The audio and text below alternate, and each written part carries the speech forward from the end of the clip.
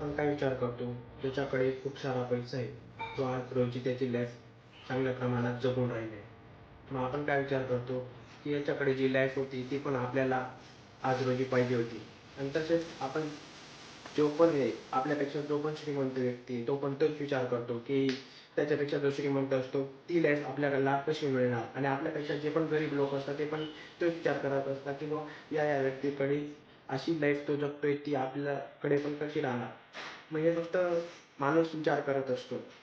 म्हणजे विचार करणं काही हे नाही, पण फक्त विचार करून सण त्याच्यावर काही प्रयत्न न करणं हा म्हणजे मग तुमचा जो वेळ आहे त्याच्यात मग तुमचा वेळ वाया जातो. त्याच्यामुळे आपण काय करतो, आपली आजची जी लाईफ आहे ती आपण जगत नाही.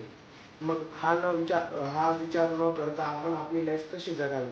कारण की या गोष्टी आपण प्रयत्न केल्यानंतर आपल्याला मिळणारच आहे. पण आज जी लाईफ आहे ती लाईफ कशी जगावी. तर मग सगळ्यात पहिले आपल्या एखादी जसं कोण गोष्ट करायची राहिली आणि आपल्याला ती गोष्ट करण्यामागे कोणी असं आडवं येतंय सपोज, म्हणजे मनात का येत नाही तुम्ही.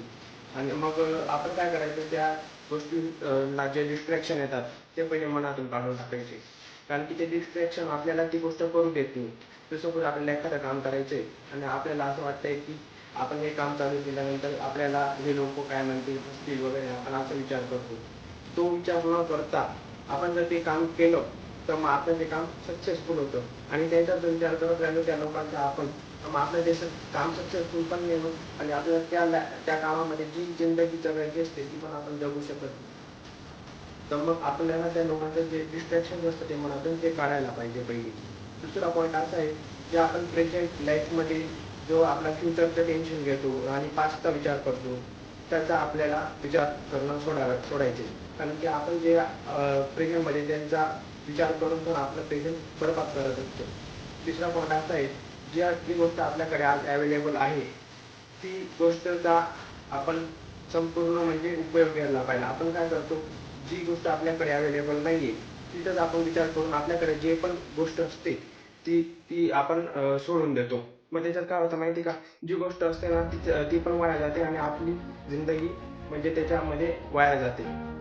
चौथा पॉईंट असा आहे, त्याच्यामध्ये जर आपल्याला जर एखादं काम करायचं राहिलं तर आपल्याला गलत इंटेन्शन ठेवून ते काम करायचं नाही. जर सपोज आपण एखादं काम करतोय त्याच्यामध्ये सपोज आपल्याला असं वाटतंय की आपल्याला सक्सेस पाहिजे, म्हणजे जर दुसरं आपण करतोय आणि तो आपल्यापेक्षा पुढे जाऊन राहिला आहे, तर आपण काय विचार करतो, हा आपल्या पुढे नको जायला, म्हणजे आपण म्हणजे त्याला मागे ओढायचा प्रयत्न करतो. मग त्याच्यात काय होतं, आपण आपल्याला जे करायचं असतं ना ते पण आपलं थांबून जातो आणि आपण फक्त प्रयत्न करतो त्याला मागे ओढायचा. तो तर काही मागे होत नाही, तो पुढेच चालला जातो आणि मग आपल्याला जे करायचं असतं ते पण थांबून जातं.